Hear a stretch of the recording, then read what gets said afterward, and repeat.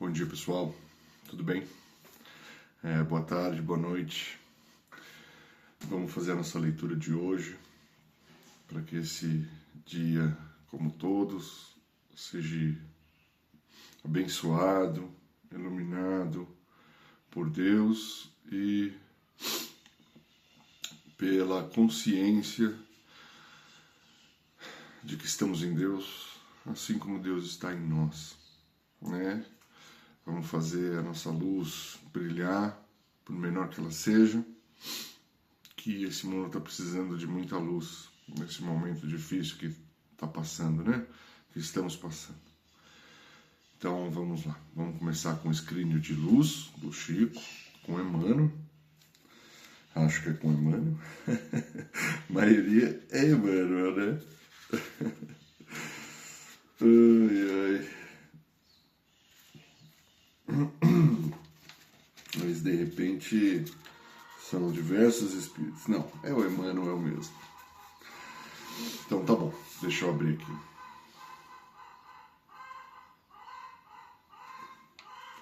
Pedi e obtereis. Escrínio de luz. Quem pede a riqueza material e não se previne contra as tentações da ociosidade e do egoísmo, certamente obtém a fortuna, de mistura com amargas provações.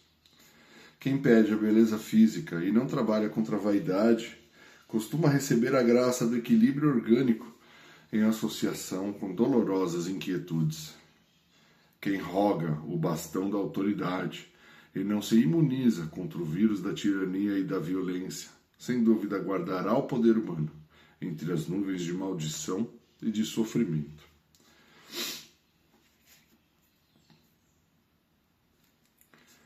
Quem solicita os favores da inteligência e não se esforça por destruir em si mesmo os germes do orgulho, adquire os talentos da intelectualidade revestido das grandes ilusões, que arrojam a alma invigilante nos despenhadeiros do remorso tardio. Não é a riqueza material que fere os interesses do espírito, e sim o mau uso que fazemos dela. Não é a forma apropriada que perturba a consciência, e sim nossa atitude condenável na mobilização dos favores da vida. Não é o poder que humilha a alma, e sim a nossa conduta menos digna dentro das aplicações dos recursos que lhe dizem respeito. Não é a inteligência que nos projeta ao abismo do infortúnio, e sim nossa diretriz reprovável nos abusos do raciocínio. Pedi e obtereis, ensinou o mestre. Depende da nossa solicitação a resposta do bem ou do mal. Tudo é bom para quem cultiva a bondade. Tudo é puro para quem guarda a pureza do coração. Quem se ilumina jamais luta com as trevas que lhe fogem à presença brilhante.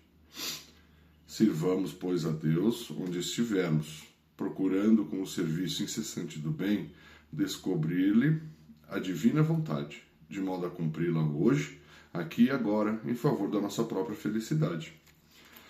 Legal, né? Faz a gente pensar, né? Você vê, descobrir-lhe a divina vontade. Como que a gente descobre a divina vontade? Se conectando, praticando bem, se olhando de forma honesta, né? Quanto que o mundo está precisando disso hoje, né? De humildade, de honestidade, de amor, de respeito, de consideração, né? E a gente utilizar os recursos que a gente recebe de forma correta, né? De forma correta, não deixar o orgulho subir, não deixar o ego, sabe, tomar conta, para que a gente possa utilizar todas essas ferramentas da beleza, da autoridade, da força, do dinheiro, né, da riqueza, pro bem, né? Que nenhuma dessas, eu não vou dizer que é qualidade, que não são qualidades, né? São coisas que a gente conquista, né? Nenhuma dessas conquistas que atrapalhe a gente, né? No nosso caminho em direção à luz, em direção a Deus.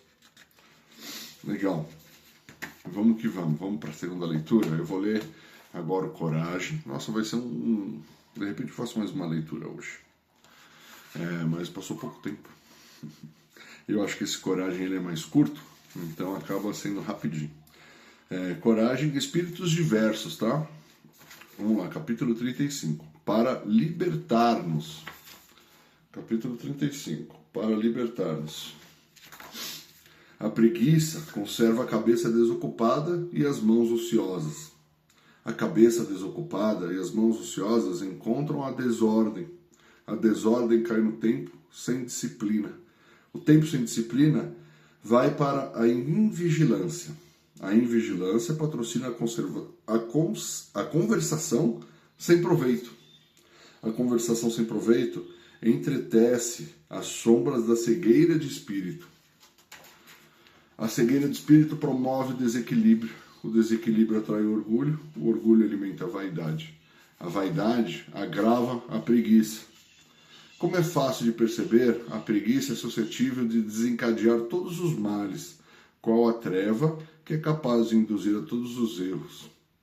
Compreendamos, assim, que obsessão, loucura, pessimismo, delinquência ou enfermidade pode aparecer por autênticas fecundações da ociosidade, intoxicando a mente e arruinando a vida. E reconheçamos, de igual modo, que o primeiro passo para libertar-nos da inércia será sempre trabalhar. Né? O trabalho para libertar-nos, que é o nome do capítulo, para libertar-nos. Somente o trabalho, através do trabalho, né? Você vê só como é uma reação em cadeia, né? Que vai acontecendo conforme a gente vai se deixando levar, né? Pela nossa vontade, né?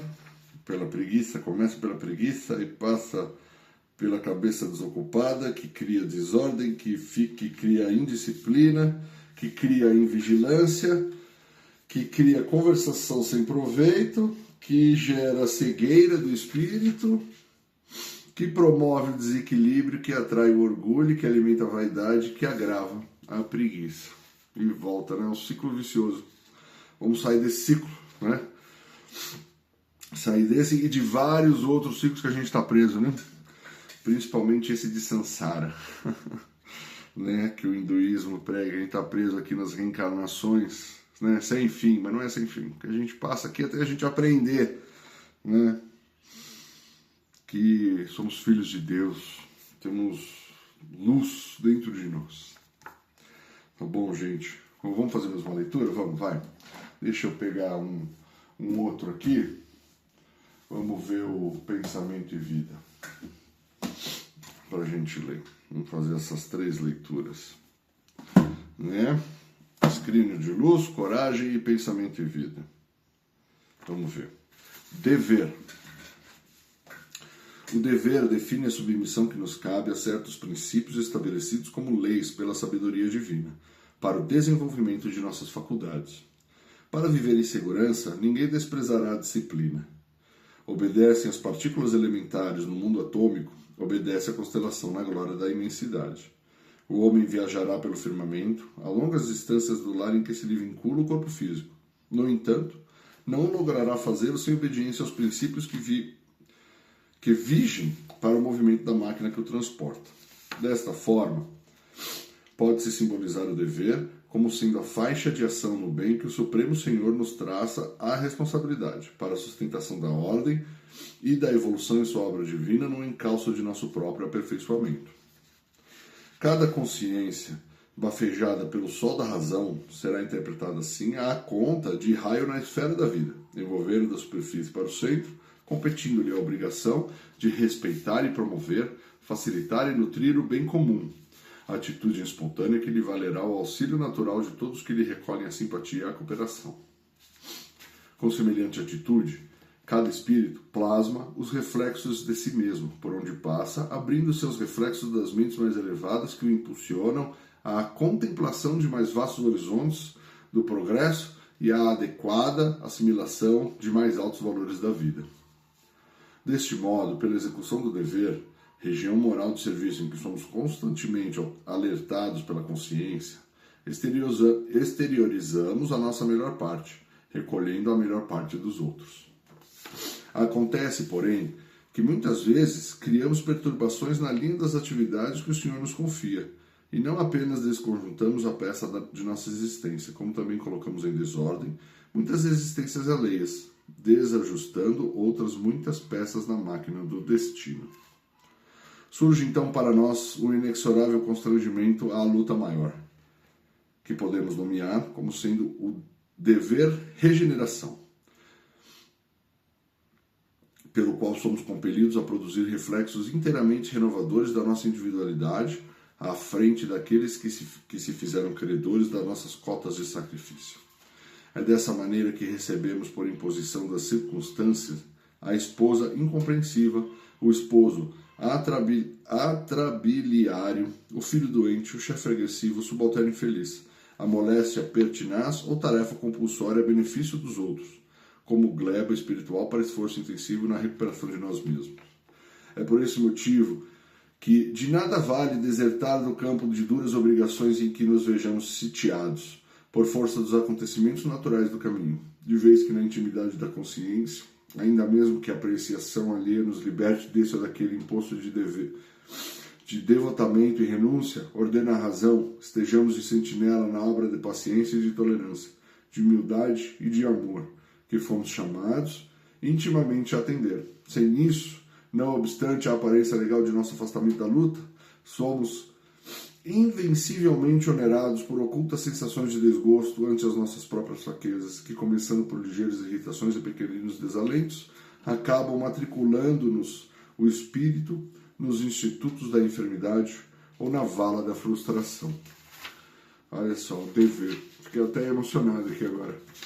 Porque a gente sempre vê as dificuldades da vida como coisa ruim, né? Impressionante isso. E na verdade são aqui, cara. Você viu o que ele falou aqui?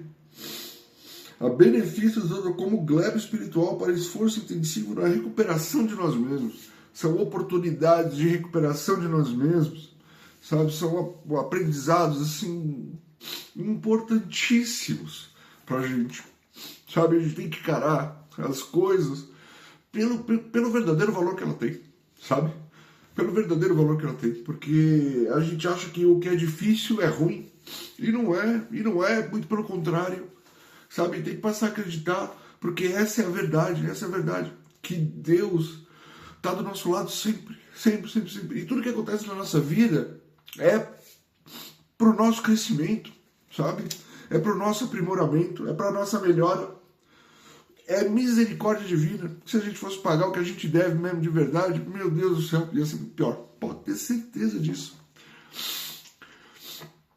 Então, assim, eu acho que a gente tem que abrir os olhos para a verdadeira vida, que é essa, sabe?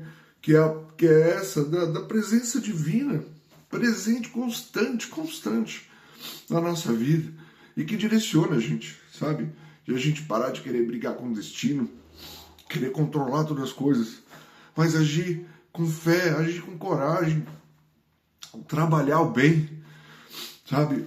Cumprir com o nosso dever. Que legal, ainda bem que eu fiz essa leitura última aqui.